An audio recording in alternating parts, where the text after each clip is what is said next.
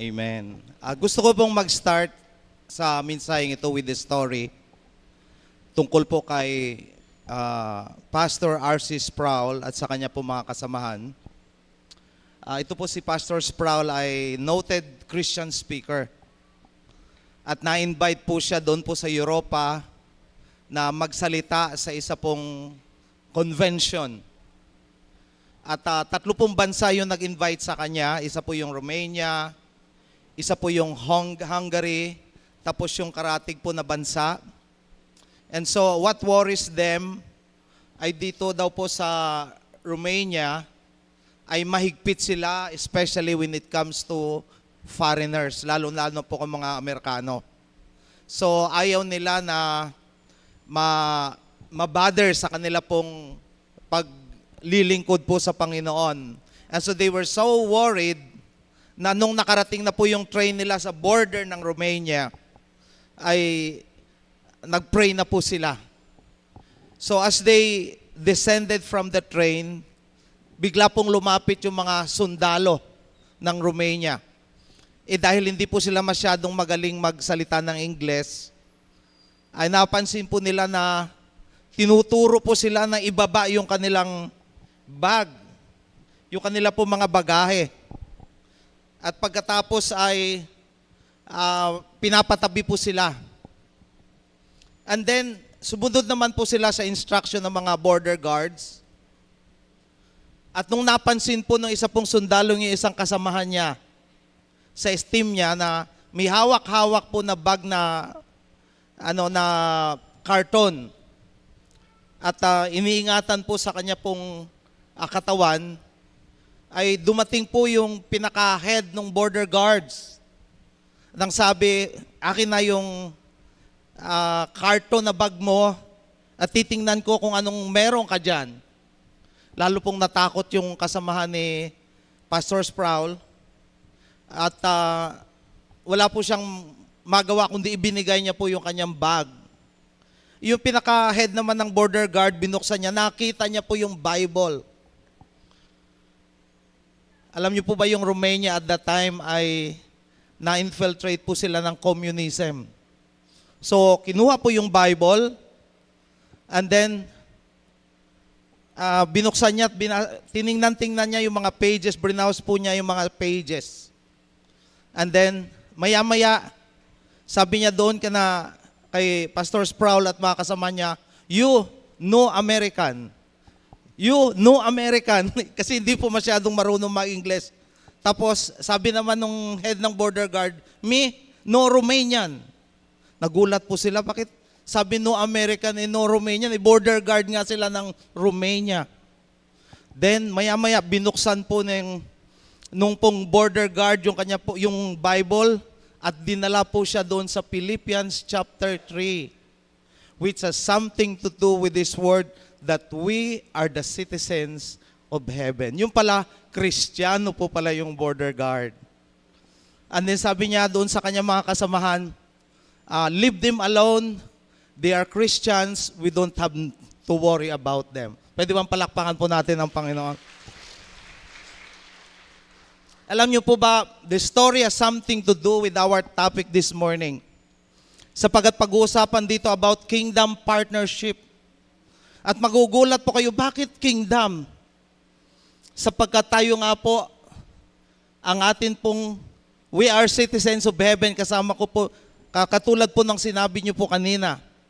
And to mind you, isa po sa tawag sa atin pong gospel is the gospel of the kingdom.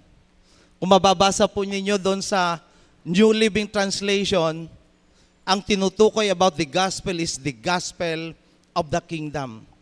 No wonder,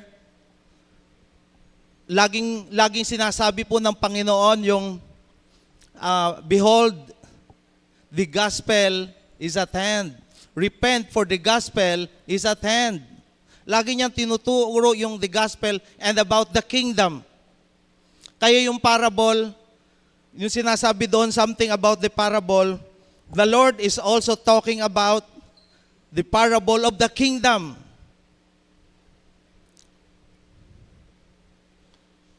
Sabi po doon sa Matthew chapter 13 verse 24, the kingdom of heaven is like a person who sowed good seed in his field. Then 13 verse 33, the kingdom of heaven is like a yeast that a woman took and mixed with 3 measures of flour. Then in Matthew chapter 13 verse 38, ay in-explain po niya about kung ano po yung parable.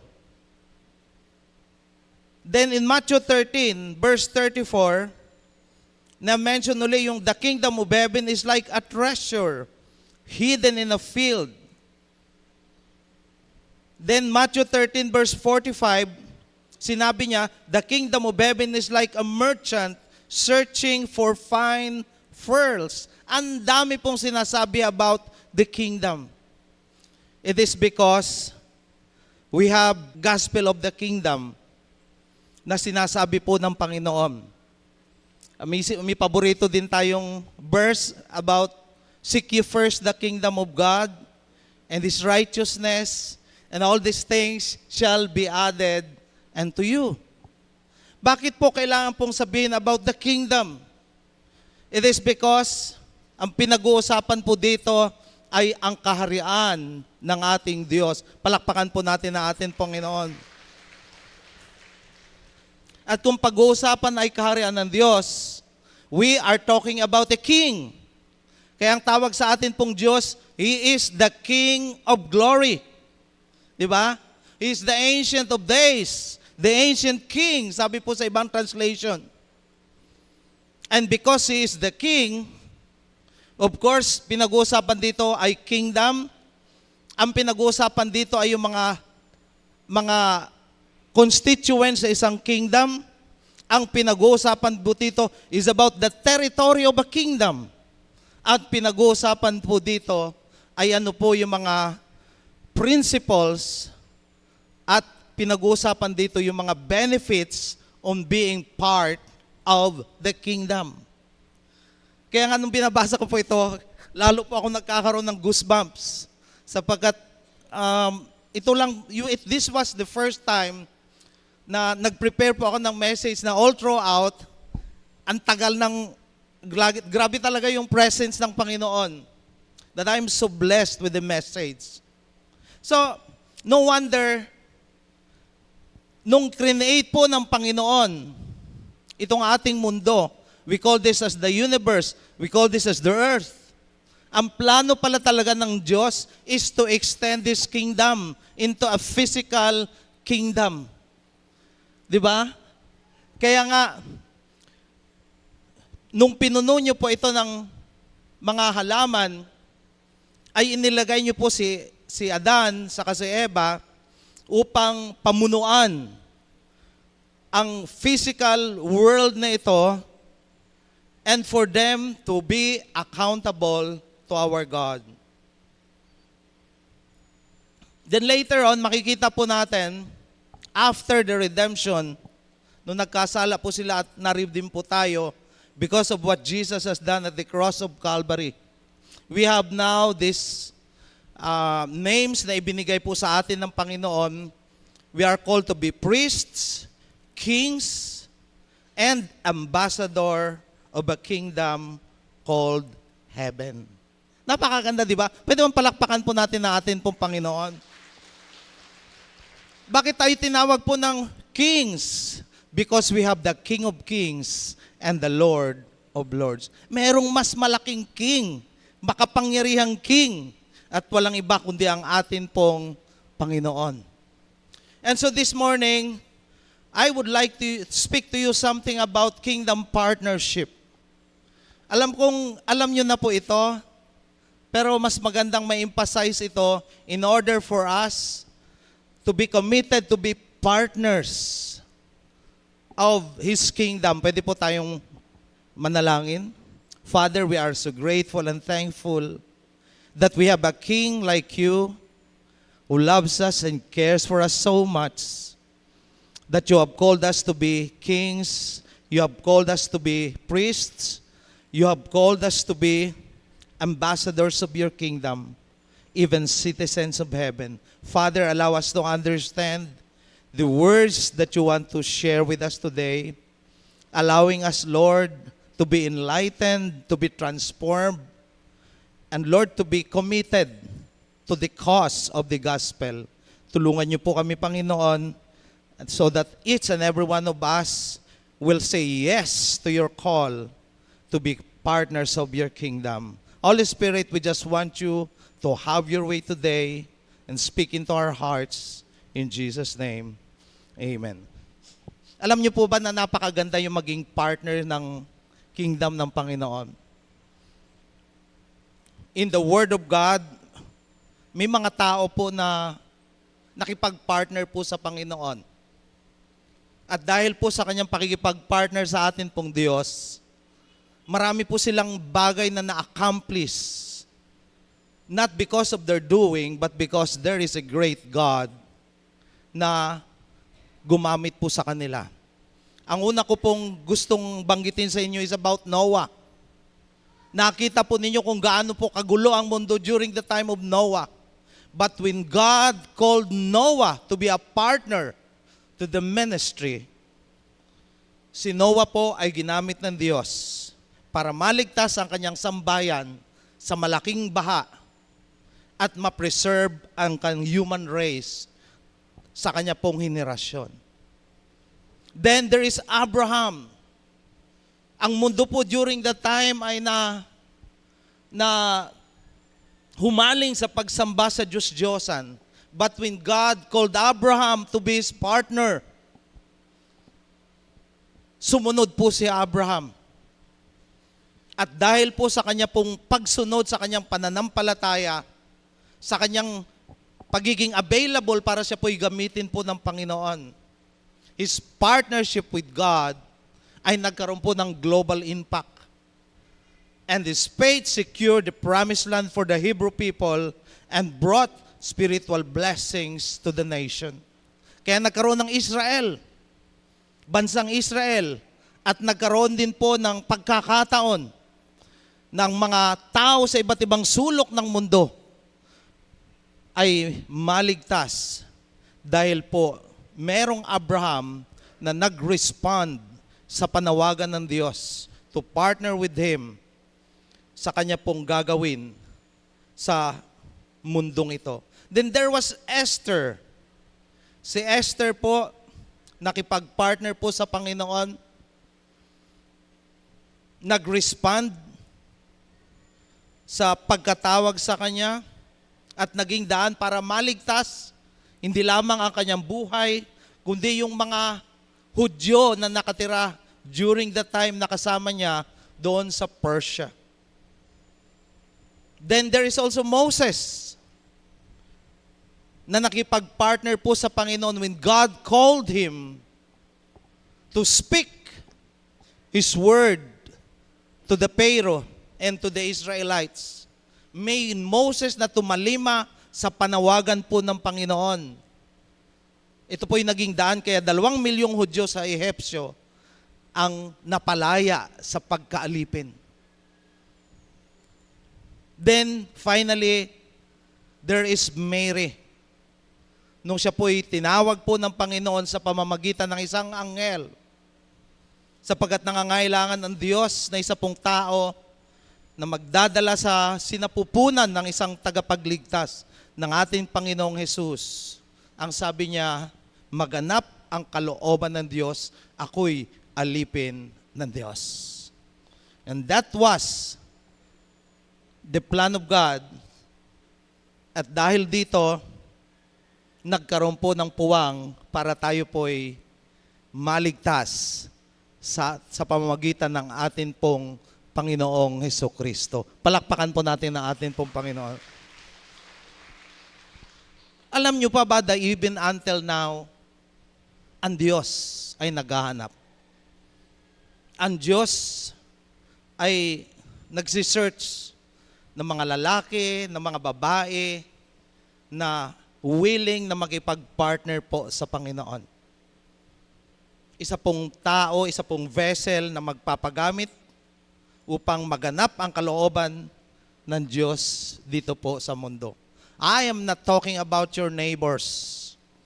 I am not talking about yung mga matatalinong mga tao, mga opisyalis na kilalang kilala o yung mga mayayaman, ang sinasabi ko po'y ikaw at ako ang hinahanap ng Diyos na makipag-partner sa Kanya pong kaharian.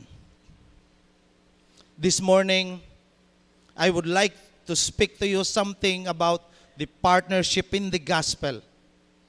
Sapat ang sabi po ni Pablo sa mga taga-Philippians. Sabi niya sa Philippians chapter 1 verse 5, na binasa po kanina, although ang binasa niya kanina ay verse 6, pero verse 5 po yun. Ang sabi po sa verse 5, in view of your participation in the gospel from the first day until now. Sa iba pong translation, in view of your partnership in the gospel. So ito po yung hamon sa atin po ng Panginoon. The question now is,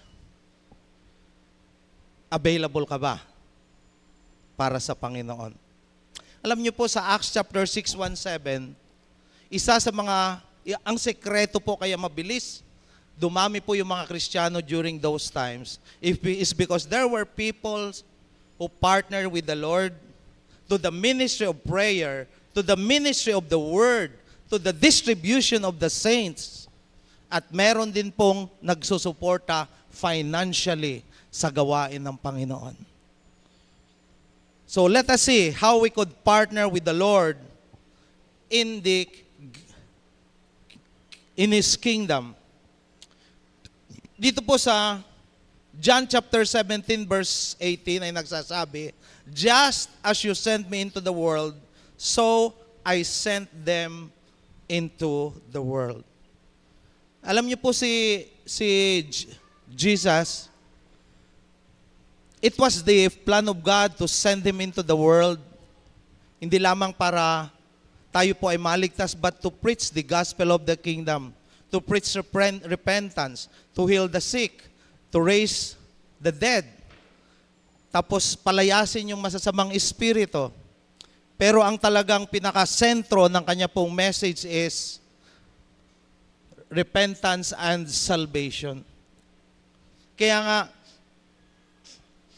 bago po umakyat ang Panginoon sa langit, He gave this command to preach the gospel and to baptize people in the name of the Father, the Son, and the Holy Spirit. So one way of partnering with God in His kingdom is to preach the gospel. We call this as evangelism. At salamat sa Panginoon, marami pong pagkakataon na pwede na po tayong makapag-share ng salita ng Diyos ngayon. Meron tayong ginagawa yung sa barangay, yung mga Bible studies, meron din po mga radio evangelism, TV evangelism, tracts distribution, ang dami na. At lalo na ngayon na meron po tayong social media, ay nakaka-share po kahit po doon sa YouTube, sa Facebook, at sa iba't sa text messages. Everything could be done now para sa pag-share ng mabuting balita ng atin pong Panginoon. And God wants us to be involved in this kind of ministry. Magtataka po kayo, nagsisimba naman ako. Bakit kailangan pang mag-share ako ng mabuting balita? There is only one thing that I would like to impress po sa bawat isa. Yung pagpunta natin para sa church is for us na tayo po ay i-build up, and secondly, i-train po tayo. We have the church, we have the gathering because we are worshiping God. Siyempre. Pero isa po sa mga layunin, kaya dito po tayo sa church, ay para tayo lumago sa Panginoon. We can use our ministries, but this is also our training ground. Equipping ang tawag po dyan. You will be equipped with the knowledge. You will be equipped with the power of the Holy Spirit. You will be equipped sa inyo pong pangangailangan sapagkat handa na po kayo para maihanda po kayo pag-launch out at pagpahayag ng mabuting balita ng ating Panginoon. Palakpakan po natin ang ating buhay na Diyos. Kaya natutuwa ako doon sa Encounter God Retreat, nung una natin. Kasi andun lahat eh. You win, consolidate, disciple, and send. Paikot-ikot lang yon. Pagkatapos na ma-win, dalhin sa church. Pagkatapos doon sa church, i-disciple, turuang lumago, i-equip ng kanyang kaalaman, ang kanyang kaalaman, i-equip sa kapangyarihan ng Diyos, then charge them para sila naman po ang mag-win ng mga kaluluwa para sa Panginoon. This has always been and will always be the instruction of the Lord hanggang sa kanya pong pagbabalik. So God wants us to be involved in His kingdom through the witnessing of the gospel. Para mas marami po ang maligtas. And in doing that, we are partnering with God's mission to seek and to save that which was lost. Nakakatuwa na may mga tao na committed para sa gawain ito. At meron pong mga tao na talaga nakakawin po sila ng mga kaluluwa sa Panginoon. Secondly, paano po tayo makaka-partner sa Panginoon? We can partner with God in His kingdom through our prayers. Sa pamamagitan po ng panalangin natin. Ang sabi po sa salita po ng Diyos, if two of you agree on earth concerning anything that they ask, it will be done for them by my Father in heaven. For where two or three are gathered together in my name, I am there in the midst of them. Kaya nga prayer partner eh. Kasi pag prayer partner, nananalangin, talagang may gagawin po ang Panginoon. As I continue to read the Word of God at yung pang ibang resources, nakita ko po yung sinabi po ni John Wesley. Sabi niya, God does nothing except in response to believing prayer. Pag may mga tao na talagang nananalangin at naniniwala na may gagawin ang Diyos sa kanila pong kalagitaan, tutugon talaga ang Panginoon. Sabi po doon sa isang article, when God is going to do something dito po sa ating mundo, ang una niya pong tatawagin ay yung mga tao na manalangin. If God wants to do something here on earth, the first thing that He calls His people is to pray. At nakita ko po ito sapagkat kahit po doon sa mga ministry po during the New Testament times, yung mga Kristiyano talagang nananalangin po sila. And when they continue to pray, may himala na nangyayari po doon po sa kanila pong church. Ezekiel chapter 22 verse 30 says, I look for anyone to repair the wall and stand in the gap for me in behalf of the land, so I wouldn't have to destroy it, but I couldn't find anyone. Naghahanap po ang Diyos ng mga tao na magpapagamit para manalangin. Hindi lamang para sa kanyang bansa, kundi para sa mga tao na napapahamak. Kaya po kayo ginigising minsan ng alanganing oras sa madaling araw. It's because God is calling you to pray. Naranasan niyo po ba yon? Sarap-sarap ng tulog niyo, biglang nagising tapos hindi ka na makakatulog. Pag ganyan po yung nangyayari sa inyo, start praying. Sapagkat mayroong pong emergency, maaaring may emergency na nangyayari and God is calling you to intercede. God is calling you to pray. God is calling you to partner with that person na nangangailangan po ng panalangin because his life is at peril, his life is in danger. Baka mag-isip po kayo na meron talaga mga gifted na mga evangelists. Na dahil gifted sila, nakakagawa po sila ng himala. But you know, nakakagawa lang sila ng himala because there is a person na maaring hindi po niya kilala that is praying for him. Binabasa ko po kanina, early morning, kasi meron na po akong message na handa. Ang daming dinadagdag si Lord. So ganito po, yung mga successful evangelist, katulad po ni Charles Finney, year 1838 sa Rochester, New York. Ang resulta po ng kanyang pangangaral, 1,000 na mga tao na naligtas out of the 10,000 population po ng New York. Ang kanya pong prayer partner, si Abel Clary. Ang sabi po ni Charles Finney sa kanya pong diary, Mr. Clary continued as long as I did and did not live until after I had left. He never appeared in public but gave himself wholly to prayer. Yung success po ng mga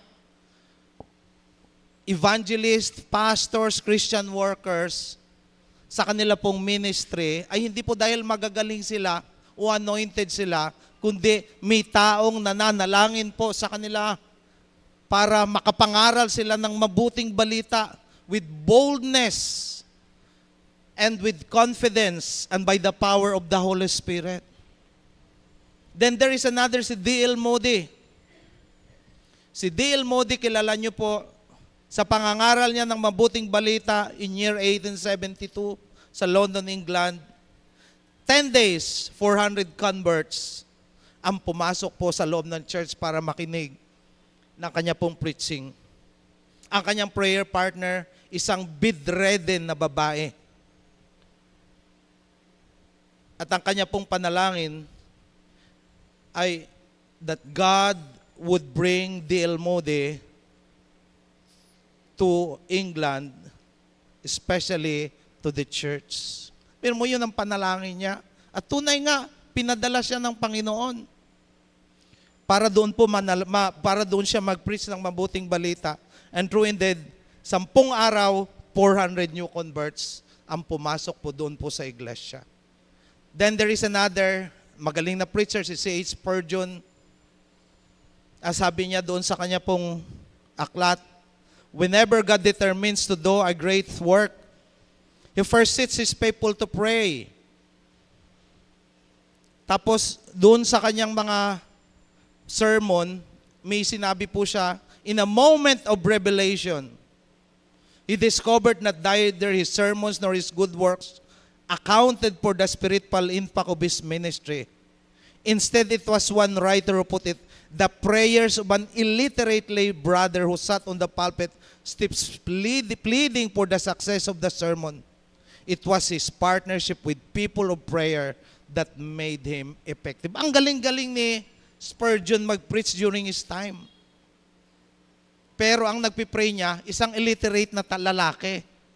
Tignan mo, illiterate ang nagpipray sa kanya. Pero, grabe naman kung manalangin. And the Lord is answering his prayer. Kaya ang daming nako-convert. Yung mga preaching niya until now, pinapakinggan pa rin ng marami pong mga tao, especially po yung mga kilala at tanyag na mga evangelist. Grabe ang epekto ng panalangin ng illiterate lay brother, sabi niya. So, ganun din po sa atin. Sabihin nyo, senior citizen ka na, hindi ka na makalakad. Dahil may rayuma ka niya, pwede ka pa rin makapanalangin sa Panginoon. And your prayer ay tutugunin po ng ating Panginoon as long as it is done with faith in God. Palakpakan po natin na atin po, Panginoon. Kaya nga walang graduation talaga. Di ba? Walang graduation talaga sa Panginoon until and unless na kinuha na tayo ng Panginoon. We may not be able to go to other places para i-preach ang mabuting balita, pero pwede po kayong manalangin sa Panginoon. For the preacher, or for the evangelist, or for the people na ginagamit po na atin pong Panginoon. So, keep on praying. Keep on praying. Kaya sabi ni Paul, pray without ceasing. Sapagkat malaki po ang nagagawa ng panalangin sa buhay po natin ng mga anak niya. Pangatlong katotohanan about partnering in His kingdom is we partner with God in His kingdom through our giving. Di ba? Dito po sa Book of Acts, makikita natin yung mga tao na grabe po yung kanila pong suporta sa Panginoon. Sabi po sa salita ng Diyos, kahit po yung mga ari-arian nila, binibenta po nila just to support the works of the apostles during His time. Meron nga nagbenta si Ananias at si Sapphira pero hindi naman niremit lahat ng kanyang pinagbintahan. At sinabi niya, binigay namin lahat. Yun, nagkaroon ng judgment ang banal na espiritu, namatay po yung dalawa. Kailangan pong suportahan po natin sila, yung mga nangangaral ng mabuting balita. Kaya sa ating church, meron po tayong mga sinusuportahan yung mga evangelist natin sa iba't ibang lugar. Then, we are also giving support to our pastors. We are giving support to our leaders, sapagkat kailangan naman talaga. Lagi ko nga ini-emphasize si Pastor Boy, alam niyo si Pastor Boy, napaka-sipag na pastor. Siya lang yung pastor na tumagal sa jail ministry, dito po dati sa Rizal, at ngayon ay dito sa Anahaw. At madali namang mag-share talaga. Pero ang problema, pag uwi ni Pastor Boy, maraming love letter. yun ang problema. At yung love letter sa kanya, Pastor, pwede ba wala na kaming toothpaste? Wala na kaming sabon? Wala kaming shampoo? Wala kaming kape? Nung una medyo okay pa kasi si Sister Noime nagtatrabaho pa. Pero ngayong retired na si Sister Noime, abay mahirap. So kailangan ng ayuda. Kailangan ng suporta. Kailangan ng tulong sa mga kapatid, sa pananampalataya. Palakpakan po natin ang ating Panginoon. Sa sinibahan, nakala nyo ba ganun lang? Lagi pong pumupunta sina Sister Noem, sina Sister Helen. Pero hindi po ninyo basta-basta magagather sila kung wala rin kayong pampamerienda. Wala rin kayong pampainom na juice. Wala ring driver. Sarap-sarap matulog. Sabi na, gising na. Kailangan namin sumakay. Hindi lang po ako nagsishare sa sinibaan. Kasi for a long time, we have been doing that, the same people. Sabi ko, baka hindi ako effective dito na ako ang mag-share. Kaya sabi ko, I will leave that dito sa mga, sa mga anointed people of God to share. Baka sila yung maging effective sa pag-share ng mabuting balita sa sinibaan. So, meron pong ginagastos talaga. Kaya nga, kailangan din ng partner. Sapagkat, mahirap gumawa na isang bagay kung limitado rin yung ayuda mo. O katulad yan, yung kay pastor, radio ministry. Magkano ang binabayad sa radio ministry monthly, Sister Noy? Umabot ba ng 10K? Malaking pong binabayad monthly. Mabuti na lang libre yung ating TV ministry. Tapos, meron pa tayong kung tayo magkakaroon ng trucks distribution, siyempre bibilhin mo rin yung mga trucks. At kung pupunta ka rin doon sa Amatong, siyempre magpapagasolina ka rin. So, kailangan talaga ng mga suporta para sa pagpapahayag ng mabuting balita. At true indeed, kahit during the time of Paul, ang nakakatuwa dito, yung mga Philippians, grabe naman ang suporta nila kay Paul. Yung mga Philippians po, hindi mayayaman. They are people na nakakaranas din ng kasalatan. And yet, sabi po sa salita ng Diyos, sa kalagitnaan ng kanila pong kasalatan, they continue to give to the Lord for the ministry. Palakpakan po natin ng Panginoon. Sinasabi nga ni Paul, hindi naman sa kailangan, dahil kailangan ko ito. Ako naman ay narunong mabuhay na makontento. Di ba? Minsan nabubusog, minsan nagugutom. Pero salamat sapagkat nariyan kayong nagsusuporta sa akin. And then, what follows was a promise. Ano po yung promise ng Panginoon? And my God will supply you every need according to His glorious riches in Christ Jesus. Minsan i-misinterpret po natin ito that we always quote of this verse na hindi po natin binabasa yung naunang verse. That because they were supporting for the cause of the gospel sa kabila ng kanilang kasalatan, then the wonderful promise follows. Yung inyong mga labor of love, yung inyong mga pagkakaloob, yung mga sakripisyong pagbibigay, yan ang magiging daan na ang ating Diyos ay magsusupply sa inyo for your every needs according to His glorious riches in Christ Jesus. Anong gustong sabihin? Wala pong kalugihan ang magkaloob sa Panginoon, especially for the cause of the gospel. Palakpakan po natin ang atin pong buhay na Diyos. Saka, let's continue to support. Kasi kailangan po ito. The Bible made it clear, Proverbs 11:24 to 25, give freely and become more wealthy. Be stingy and lose everything. The generous will prosper. Those who repress others will themselves be repressed. Kaya mahirap din. Pag ikaw pala, mas lalo kang nagbibigay, mas lalo kang pinapayaman ng Panginoon. Pero pag ikaw ay masyadong stingy, lalong mawawalan. Alam ko marami po kayong mga needs, kagaya namin.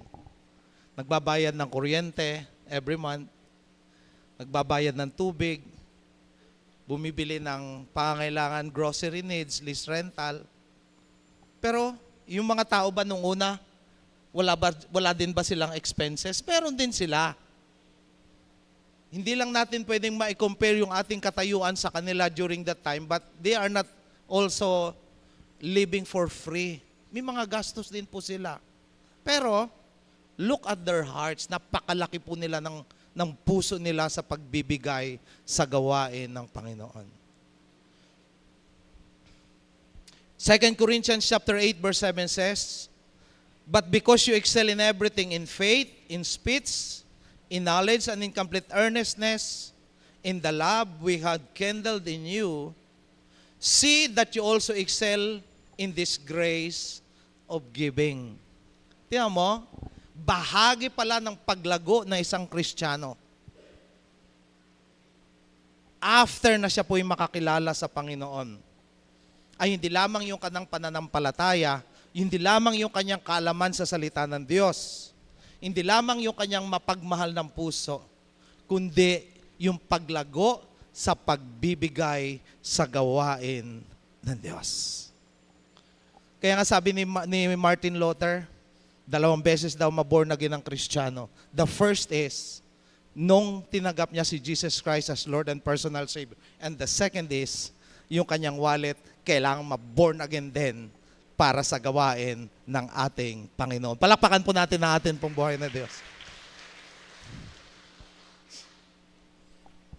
Hindi po tayo kailangang maging mabuhay sa Macedonia o sa Philippi para po tayo ay mag-excel sa pagkakaloob sa Panginoon. Kahit dito po tayo sa Udjongan, ay pwede po tayo mag-excel sa pagbibigay sa gawain ng Diyos. Ang problema lang kasi, ay pag naka-encounter tayo ng mga tao na nagsasabi na lingkod ng Diyos, pagkatapos, ang daming hinihingi. Bibili ng eroplano, bibili ng helicopter, diba? Nakaka-discourage kaya yun. Magbenta ng mangga, o di kaya yung ballpen, pa sa iba-iba, para sabihin, ministry mo yan sa Panginoon. Nakaka-discourage po yan, kasi hindi ganon yung plano ng Diyos sa Kanya pong mga anak. But this should not discourage us from giving to the work of the Lord. Amen po ba? O tingnan mo, kunti na lang yung nag-amen. Hindi po dapat ito maging daan para ma-discourage tayo. Kahit nga yung gawain natin, yung pastoral center. Alam niyo po ba na by faith din ito? By faith, do not expect that other people will save for this project. Tayo po, because this is ours. Atin po yan. Kaya gumawa po tayo ng kaparaanan din na magkaloob po tayo because sa atin yan. Sa lingkod ng Diyos. At tingnan po ninyo, ang kaharap niya Jollibee, ang ganda ng lugar. Ang kaharap niya, yung 15 building, iba na ngayon, ang ganda ng lugar din. Yung bread and butter, ang ganda. Ang ganda. Ay yung sa atin, babagsak na yung simento. Matutuwa ba kayong makita na ang gaganda ng mga katabi, pero yung atin yung simento ay babagsak na? Hindi ko po kayo sinasabi na pero tingnan nyo po sa inyong sarili. If you have the heart and you have the eyes, marirealize ninyo na, kailangan ako ni Lord para sa gawain ng Panginoon. Pwede bang palakpakan po natin na atin pong buhay na Diyos? Balang araw matatapos din yan. And people will say, ang ganda naman itong pastoral center na ito. Pakita nga yung picture ng pastoral center, yung perspective. Pwede po bang ipakita? Makikita, ang ganda ng atin pong magiging pastoral center. And this is the perspective na kung saan inihanda po natin dahil malapit na po maging city ang ating Udjongan. Diba? Ayun, kita nyo yan? Pwede bang palakpakan natin na ating Panginoon? Yan, ang susi para mabuo ang pastoral center na yan ay sa iyo at sa akin at sa atin pong lahat. So, partner with God in His kingdom through our giving. Sinama ko na po ito sapagkat kailangan po nating ma-challenge at makita din natin yung resulta later on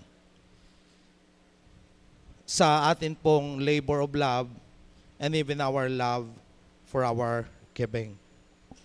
Now, pang-apat na katotohanan about partnering with God in His kingdom is about the support that we are giving to the church and His laborers.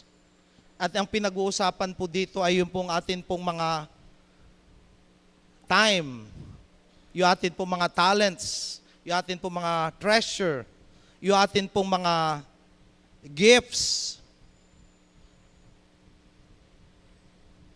yung ating mga skills, yung atin pong mga potential, yung atin pong mga talents. Alam niyo po, binigyan talaga tayo ni Lord ng spiritual gifts. At pinagkalooban niya tayo ng mga talento at mga abilidad. Not for our own lang. It should be for the benefit of the church as a whole.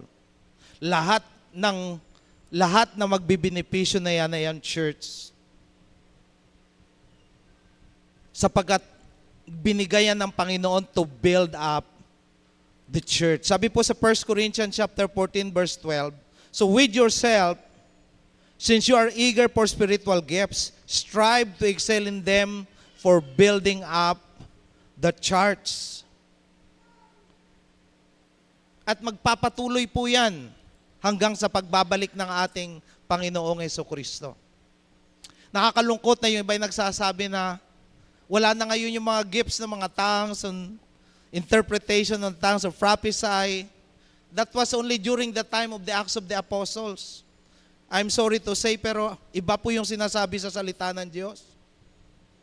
Ang sabi po sa salita ng Diyos, that in every way you were enriched in Him in all speech and knowledge, even as the testimony about Christ was confirmed among you, so that you are not lacking in any gift as you wait for the revelation of our Lord Jesus Christ. Hanggang sa pagbabalik ng Panginoon, they will continue to be in operation.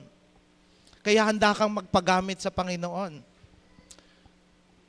When you feel that God is calling you to speak something for the church, magsalita ka para sa Panginoon, for the glory of God.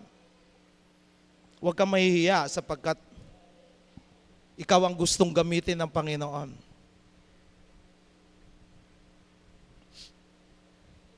At kailangan ni Lord ng ganitong mga tao na handang makipag-partner sa Kanya.